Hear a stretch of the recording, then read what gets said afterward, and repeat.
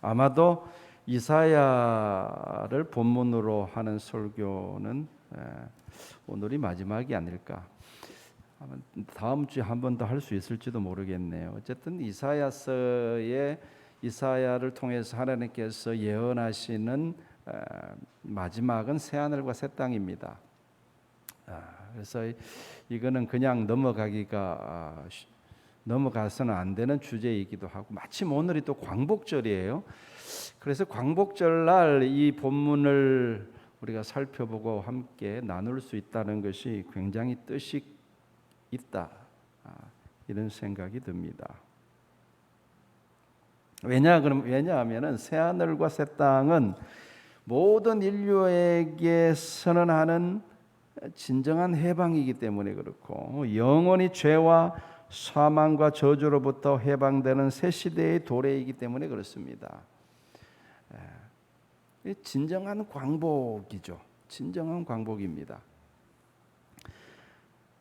자, 오늘 새하늘과 새 땅에 대한 그런 비전이 오늘을 살아가는 우리에게 주는 교훈이 무엇인지 살펴보기 전에 먼저 오늘 우리가 맞이하는 광복절, 오늘이 76년 되는 광복절 기념일이죠. 그래서 이 광복절의 의미를 잠깐 좀 살펴볼까 합니다. 여러분, 먼저 광복절의 의미입니다. 광복이라는 말을 제가 국어사전을 찾아보니까 빼앗긴 주권을 회복한다, 그런 의미예요. 그러니까 8월 15일 날 1945년 8월 15일 날 우리나라는 일본한테 빼앗긴 나라의 주권을 되찾았다. 그래서 광복절인 거죠. 언제 우리나라가 일본한테 주권을 빼앗겼느냐? 1910년 8월 29일 날, 그날 빼앗겼는데 그날을 경술국치라 부릅니다. 그는 경술년에 일어난 국가적인 수치다, 그런 뜻이겠죠. 그로부터 36년이 지난 1945년 8월 15일 드디어 일본이 항복을 선언하고 우리나라는 해방을 맞이하게 되죠. 그래서 우리나라는 8월 15일을 광복절로 제정하고 국경일로 기념하고 있는 것입니다. 그러나 여러분, 여기서 우리가 생각해야 될 것이 하나 있어요. 여러분, 광복이라는 말을 빼앗긴 나라의 주권을 되찾은 날이다, 이런 의미로 보면은 1945년 8월 15일이 광복절이 맞죠. 왜냐하면 그날 우리는 일본으로부터 빼앗긴 나라의 주권을 되찾았으니까요. 그런데 이 광복이라는 의미를 빼앗긴 국민의 주권을 되찾는 날이라는 의미로 보면은 우리나라는 아직 절반의 광복만 맞이하였다, 이렇게 볼 수 있습니다. 여러분, 대한민국 헌법 제1조 2항이 뭐라고 되어 있습니까? 대한민국의 주권은 누구에게 있다고요? 국민에게 있고, 그리고 모든 권력은 국민으로부터 나온다, 이렇게 말하고 있죠. 대한민국의 주권은 국민에게 있다, 분명히 그렇게 명시하고 있죠. 근데 여러분, 북한의 경우는 어떻습니까? 주권이 국민에게 있습니까? 우리 남한은 우리 국민이 완벽히는 아니더라도 주권을 우리가 누리고 살아가고 있죠. 근데 북한의 경우는 어떻습니까? 주권이 국민에게 있습니까? 모든 주권은 김정은과 그 공산당이 장악하고 있지 않나요? 북한 주민의 주권은 대부분 억압받고 있습니다. 그들은 이동의 자유도 없어요. 주권이 거의 없습니다.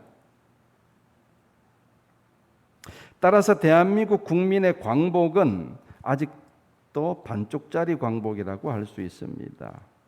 왜냐하면 우리가 대한민국이라고 하면 북한까지 포함하기 때문에 그렇습니다.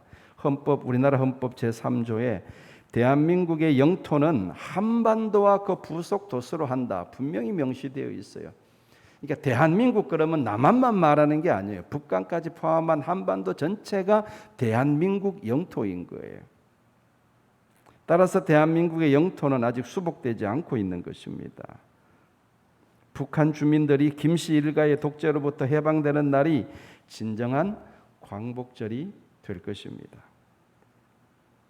북한에 억압받는 주민들을 생각해서 하루빨리 북한의 독재 정권이 무너지고 남북한이 평화적으로 통일될 수 있도록 그날까지 우리가 쉬지 않고 기도해야 되겠습니다.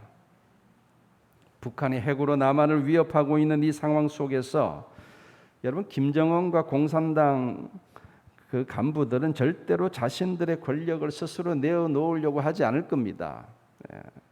이건 하나님이 역사하셔야 되는 거예요. 갑자기 김정은이 착해져 가지고 내가 권력을 내어놓겠다, 이건 말이 안 되는 이야기죠. 하나님이 역사하셔야 됩니다. 여러분, 일제 치하에서도 마찬가지 아닙니까? 일본이 우리나라를 내어놓으려는 선한 양심이 있었겠어요? 말도 안 되는 이야기죠. 할 수만 있다면 아마 우리나라를 영원히 식민지로 삼아서 통치하고 싶었을 것입니다.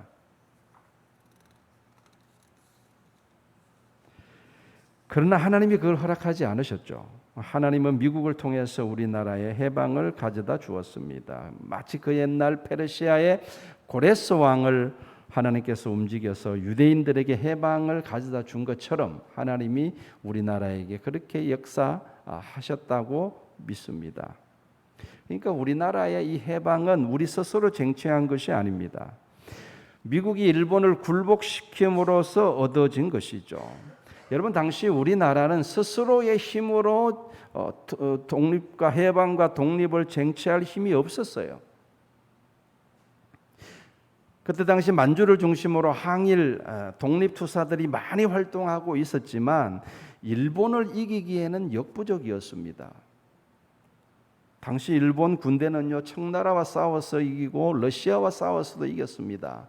그리고 미국과 지금 전쟁을 하고 있는 제국이었어요. 막강한 군사력을 가지고 있었습니다. 1945년 즈음에 일본의 그 힘이 많이 빠지기는 했지만 여전히 기세등등했습니다.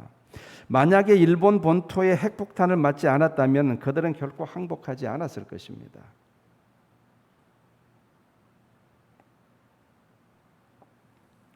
근데 여러분, 1945년 즈음에 일본 제국보다 사실 더 무서운 세력이 발흥하고 있었다는 것을 우리가 알아야 합니다. 여러분, 러시아에서 1919년 레닌이 볼셰비키 혁명을 성공한 이후로 공산주의가 전 세계로 급속도로 확산되고 있던 시기였어요. 그러니까 그때 당시 그 전 세계의 제국주의는 점점 침몰해 가고 있고 점점 이렇게 내리막길로 가고 있고, 뭐가 떠오르는 태양이었어요? 공산주의 세력이 발흥하고 있던 그 시대였단 말입니다. 중국도 공산주의 혁명이 성공해가지고 1949년 중화인민공화국을 선포하게 되죠. 한반도도 바로 붙어 있잖아요. 중국과 러시아와 바로 붙어 있기 때문에 한반도도 그때 당시 급속도로 공산주의가 퍼져나갈 때였습니다. 해방 즈음에 1945년 8.15 해방 즈음에 우리나라의 공산주의 세력이 거의 70-80%가 됐다는 것은 역사적인 사실입니다. 만약 미국이 개입하지 않았다면요, 한반도는 공산주의 국가가 되었을 것입니다. 그것은 거의 99.9% 확실합니다.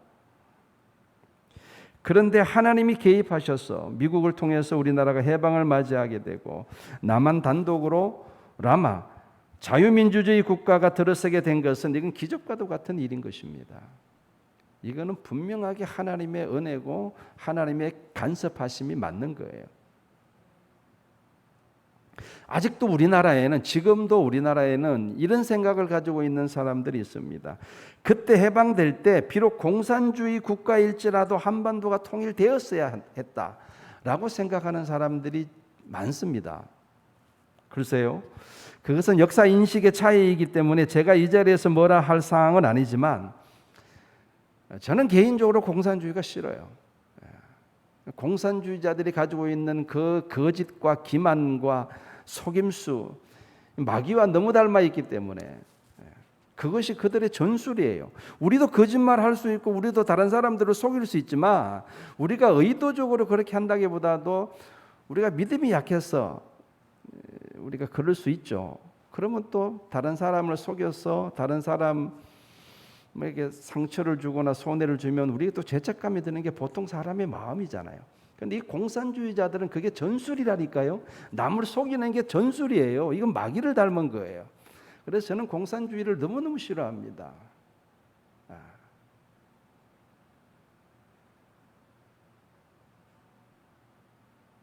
만약 한반도를 공산주의로 통일하자고 하면 저는 목숨 걸고 싸울 겁니다. 저는 우리 자녀들에게 공산주의 국가를 물려줄 수 없습니다. 여러분, 우리나라는 아직도 공산주의와의 싸움이 끝나지 않았습니다. 요즘 시대에 간첩이 어디 있냐고 말하는 사람들도 있지만 오히려 예전보다 간첩이 더 많아진 느낌입니다. 한반도에 공산주의 세력이 완전히 무너지고 진정한 자유민주주의 국가로 통일되는 그날까지 우리는 잊지 말고 기도해야 할 것입니다.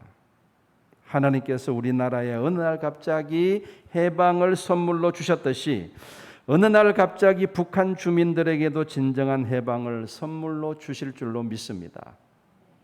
우리 힘으로는 이 복잡한 정치적인 난제를 풀어갈 수 없지만 그러나 하나님이 역사하시면 되는 줄로 믿습니다. 우리 그리스도의 힘이 어디 있습니까? 그리스도인들의 힘이 어디 있습니까?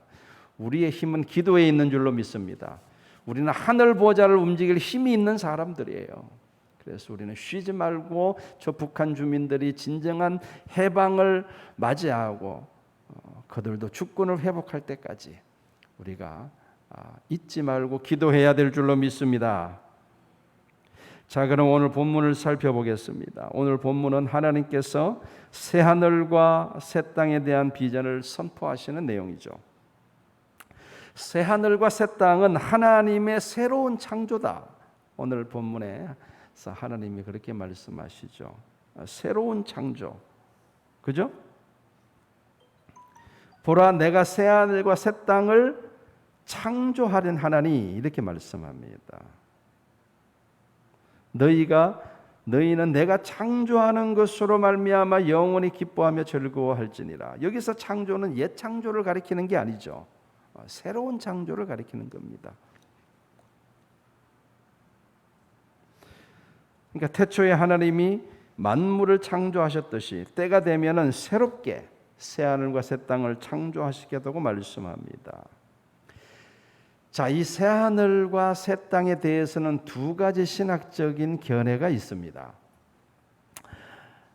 첫 번째 견해는 뭐냐 그러면요, 지금 우리가 보고 있는 이 하늘과 땅이 완전히 사라지고 하나님께서 완전히 새롭게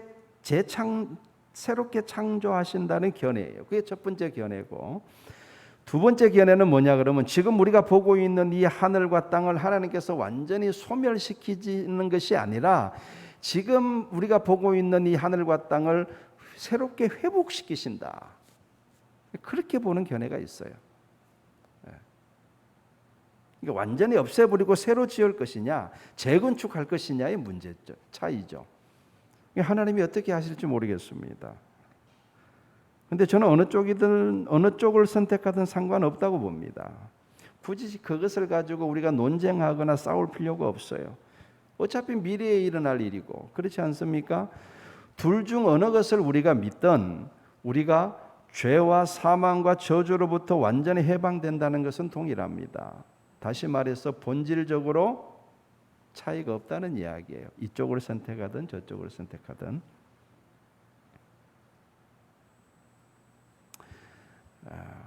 그러니까 이런 신학적인 문제를 가지고 논쟁하고 싸우는 것은 진짜 의미 없는 이야기입니다.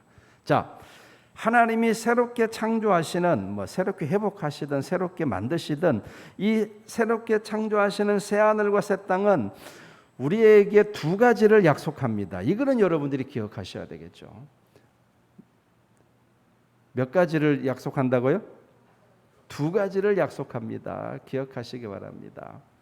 첫 번째, 새 하늘과 새 땅을 통해서 하나님이 약속하시는 것은 영원한 해방입니다. 한번 따라해 볼까요? 영원한 해방. 여러분 19절을 보시기 바랍니다. 19절 같이 읽겠습니다. 다시 한번 같이 읽겠습니다. 시작. 내가 예루살렘을 즐거워하며 나의 백성을 기뻐하리니 우는 소리와 부르짖는 소리가 그 가운데서 다시는 들리지 아니할 것이며 여러분, 우는 소리와 부르짖는 소리가 들리지 않는다는 것은 더 이상 슬픔과 고통으로부터 영원히 해방되었다는 뜻입니다. 죄가 사라진 세상이기 때문에 더 이상 슬픔과 고통과 억울함이 있을 수 없는 거예요. 모두 다 웃는 세상, 도저히 상상이 안 되죠? 그렇지만 하나님은 그걸 약속하고 있는 겁니다. 하나님은 새하늘과 새 땅에서 우리가 영원히 죄와 저주와 슬픔으로부터 해방될 것이라고 약속하고 있는 거예요. 하나님이 약속하시는 또 한 가지 해방은요, 질병과 죽음으로부터의 해방입니다. 20절을 보세요. 20절 같이 읽겠습니다. 시작. 거기는 날수가 많지 못하여 죽는 어린아이와 수완이 차지 못한 노인이 다시는 없을 것이라. 곧 100세에 죽는 자를 젊은이라 하겠고 100세가 못되어 죽는 자는 저주받은 자이리라. 날수가 많지 못하여 죽는 어린아이가 없을 것이다. 수완이 차지 못한 노인이 없을 것이다. 이 말씀의 의미는 무슨 말입니까? 더 이상 질병이 없다는 거예요. 여러분, 어린아이가 갑자기 죽거나 노인이 수완을 자기 수명을 다 누리지 못하는 것은 결국은 질병 때문에 그렇지 않습니까? 불의의 사고나 질병에 걸렸을 때 그렇게 되죠. 그게 없을 거라는 이야기예요. 질병으로부터의 완전한 해방과 자유입니다. 하나님이 그걸 약속하고 있는 거예요. 그런데 100세에 죽는 자를 젊은이라 하겠고 100세가 못되어 죽는 자는 저주받은 자이리라. 이 말이 마치 죽음이 있는 것처럼 들립니다. 새하늘과 새 땅에도 그러면은 수완이 차면 죽는 건가? 이런 생각을 하게 만드는 구절이에요. 그런데 여러분, 요한계시록에 가보시면 요한계시록 21장에도 새하늘과 새 땅에 대해서 말씀하고 있거든요. 근데 그 요한계시록에서 말씀하는 새하늘과 새 땅에서는요, 더 이상 죽음이 없을 거라고 말씀합니다. 그럼 무언가요? 그러니까 오늘 이 말씀은 일종의 질병이 없을 것이라는 강조법으로 봐야 될 것 같아요. 그리고 저는 개인적으로, 이건 제 개인적인 견해입니다. 저는 개인적으로 이 새하늘과 새 땅에 대한 이사야 65장 이 예언은 장차 이 땅 가운데 임할 천년 왕국을 가리키는 것이 아닌가, 이렇게도 생각을 해봅니다. 어쨌든 중요한 것은 성경 전체를 통해서 우리가 확인할 수 있는 것은 영원한 새하늘과 새 땅, 다시 말해서 영원한 천국에서는 완전히 죽음으로부터 해방된 삶을 우리가 살아가게 된다. 영원한 삶을 살아가게 된다. 이건 분명한 거죠. 자, 중요한 것은 해방입니다. 하나님께서 처음에는 뭐로부터 우리를 해방시키신다고요? 모든 슬픔과 고통으로부터 우리를 해방시키신다. 죄가 없는 세상이니까. 두 번째는 우리를 질병과 그 다음에 죽음으로부터 해방시키신다. 그리고 뒤에 보면은 25절에 보면 이리와 어린 양이 함께 먹을 것이다 이렇게 말하잖아요. 이거는 무슨 해방을 말하는 겁니까? 자연의 해방. 자연이 저주로부터 완전히 해방되어서 그래서 적자 생존의 그런 어떤 이렇게 살벌한 세계가 아니라 자연도 화평을 누리는 진정한 유토피아가 열릴 것이다 하는 것을 하나님이 약속하고 있는 것이죠. 자, 이처럼 하나님께서는 새하늘과 새 땅을 우리에게 약속하시는데 그 새하늘과 새 땅에서 하나님이 약속하시는 것은 첫 번째는 뭐라고요? 해방이다. 두 번째로 하나님이 약속하시는 것이 뭐냐 그러면요, 영원한 주권의 회복입니다. 한번 따라해 볼까요? 주권의 회복. 주권의 회복. 이건 너무너무 중요한 거예요. 22절을 보시기 바랍니다. 같이 읽겠습니다. 시작. 그들이 건축한 데에 타인이 살지 아니할 것이며 그들이 심은 것을 타인이 먹지 아니하리니 이는 내 백성의 수완이 나무의 수원과 같겠고 내가 택한 자가 그 손으로 일한 것을 길이 누릴 것이며 라고 말씀하고 있습니다. 내가 지은 집을 빼앗기지 않고 그리고 내가 심은 것의 열매를 빼앗기지 않는다는 것은 주권의 완전한 회복을 의미하는 거예요. 내 거를 빼앗기지 않는다는 거예요. 여러분, 주권이 없다는 것은 무슨 말입니까? 내게 없다는 이야기가 똑같은 거예요. 주권이라는 것은 자기의 주인됨의 권리를 말하는 거 아닙니까? 그러니까 주인이 아닌 사람들이 주권이 있을 리가 없죠. 그런데 영원한 새하늘과 새 땅이 되면요, 내가 수고한 것은 다 내가 누리는 거예요. 완전한 주권의 회복을 이야기하는 겁니다. 이처럼 우리의 주권이 완전히 보장될 수 있는 이유가 뭐냐? 하나님이 직접 다스리는 세상이기 때문에 가능한 겁니다. 하나님이 직접 다스리시기 때문에 하나님의 공의가 완벽하게 실현되는 세상인 거예요. 그래서 새하늘과 새 땅에서 사는 사람들은 모두 다 완벽하게 자신의 주권을 행사할 수 있게 되는 것입니다.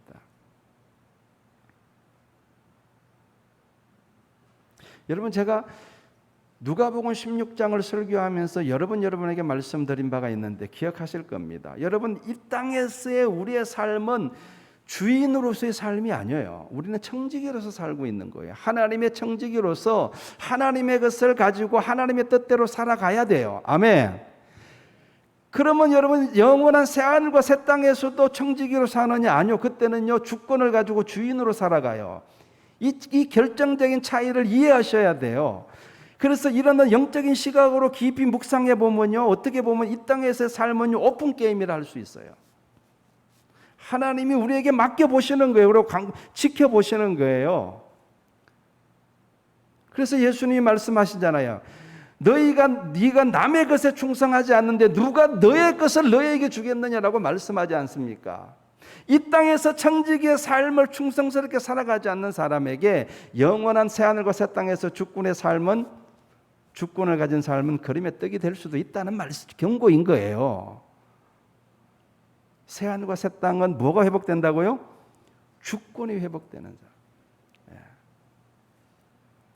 23절을 보세요. 23절을 보시면은 그들의 수고가 헛되지 않겠고 우리의 수고가 헛되지 않는 세상, 그들이 생산한 것이 재난을 당하지 아니하리라. 여러분, 이 땅에서는 이것이 완벽하게 실현이 됩니까? 아니죠.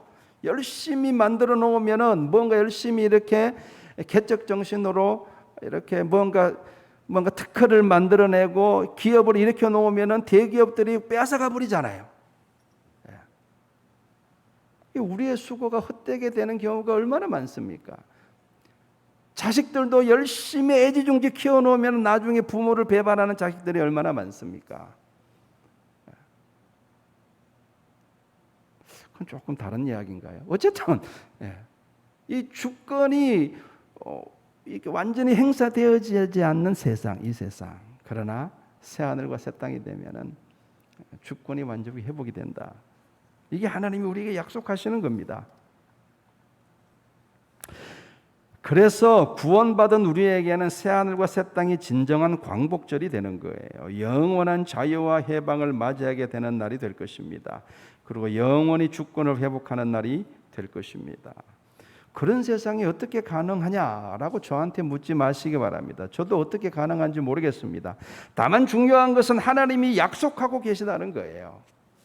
하나님의 약속을 신뢰하시기를 주의 이름으로 축원합니다. 새하늘과 새 땅은 영원한 천국을 가리키는데 천국의 특징이 사실 이것뿐이겠습니까? 그러나 우리가 굳이 세세하게 천국 사용 설명서를 알 필요는 없습니다. 그건 그때 가서 알아도 됩니다. 오늘을 살아가는 우리에게 필요한 것은 그 영원한 천국, 새하늘과 새 땅에 대한 믿음과 확신이에요.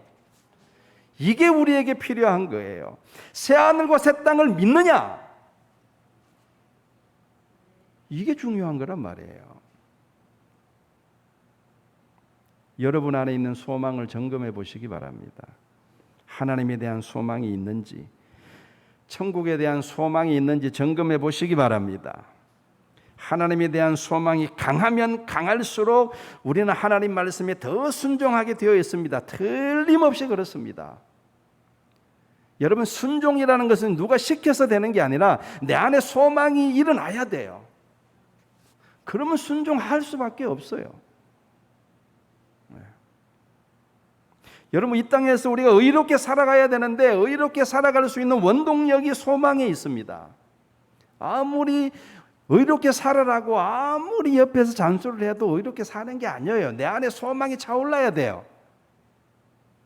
그러면 의롭게 살아가게 되는 겁니다. 소망이 분명하면 우리의 삶이 흔들리지 않게 될 줄로 믿습니다. 예레미야 선지자를 생각해 봅니다.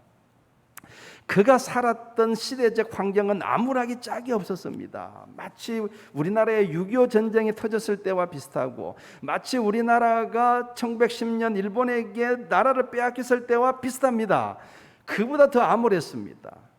바벨론 군대가 쳐들어와 가지고 수도 예루살렘을 초토화시켰습니다. 길거리에는요 수많은 시체가 절비했고, 아이들이 곳곳에서 울고 부르짖고, 많은 사람들이 개돼지 끌려가듯이 포로로 질질 끌려가 그걸 눈으로 다 목도한 사람이에요. 거기서 예레미야가 과연 무슨 희망을 보았겠으며 무슨 소망이 있었겠습니까? 그가 미치지 않는 것이 다행인 거죠. 상상할 수 없는 끔찍한 그런 상황 속에서도 예레미야가 끝까지 믿음을 잃지 않은 것은 왜 그러냐? 하나님이 예레미야에게 소망을 주셨거든요. 70년 후에 다시 돌아온다. 하나님이 예레미야에게 그 소망을 주셨고, 예레미야는 그 소망을 붙잡은 겁니다. 그래서 그 어려운 시대 상황을 이겨낼 수 있었는 줄로 믿습니다. 소망이 그만큼 중요한 거예요.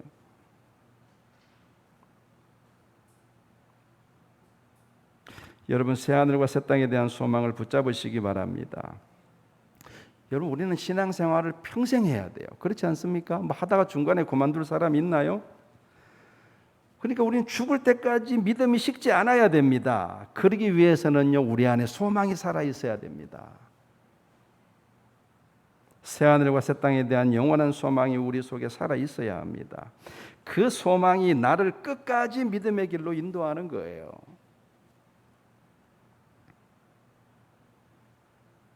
사도 바울이 그랬습니다. 그는 천국에 대한 소망으로 늘 가득 차 있었던 사람입니다.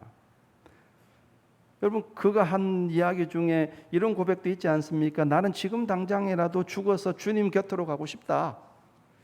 이게 그의 진솔한 고백이었어요. 나는 이 세상에 사는 것보다 지금 당장이라도 죽어서 주님 곁으로 가고 싶다. 이게 내 바람이다. 그만큼 그는 천국에 대한 소망으로 가득 차 있었던 사람입니다.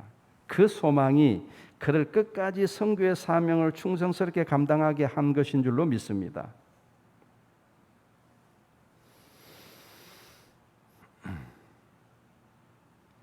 부족하지만 저도 그런 것 같아요. 지금 저를 붙잡고 있는 힘은 저로 하여금 예수 그리스도의 길을 가게 하는 힘은 천국에 대한 소망에 있는 것 같아요. 다른 것도 물론 작용하겠죠. 근데 이게 가장 큰 것 같습니다. 물론 소망만 있으면 다 된다 그러는 말은 아니고, 그러나 분명한 것은 소망이 없으면 우리의 신앙은 죽습니다. 많은 그리스도인들이 나이가 들어가면서 점점 타락하는 모습을 보이기도 하죠. 끝내 용두사미가 되는 사람들도 심심찮게 봅니다. 젊었을 때는 잘 믿은 것 같은데 나이 들어서 사람이 이상하게 변화되고 신앙이 변질되고 결국은 용두사미가 되는 거 얼마나 안타깝습니까? 그런데 그렇게 되는 이유가 뭐냐면 그 안에 소망이 분명하지 않아서 그래요. 희미한 소망을 붙잡고는 우리는 믿음의 경주를 끝까지 잘 감당하기가 어렵습니다. 소망이 분명해야 돼요. 뚜렷해야 됩니다. 여러분의 내면을 들여다보시기 바랍니다. 혹시 신앙이 죽어 있습니까? 아마 소망이 죽어 있을 겁니다. 천국이 유명무실해져 있을 것입니다. 틀림없습니다. 소망이 살아나야 될 줄로 믿습니다. 그래서 여러분, 새하늘과 새 땅에 대해서 깊이 묵상해 보시길 바랍니다. 오늘 설교 한편으로 만족하려고 하지 마시고 도대체 새하늘 하나님이 약속하시는 그 영원한 소망의 실체가 뭔가? 여러분, 우리가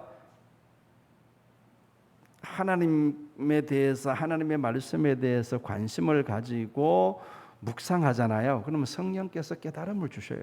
틀림없습니다. 왜 깨달음이 내한테 없느냐?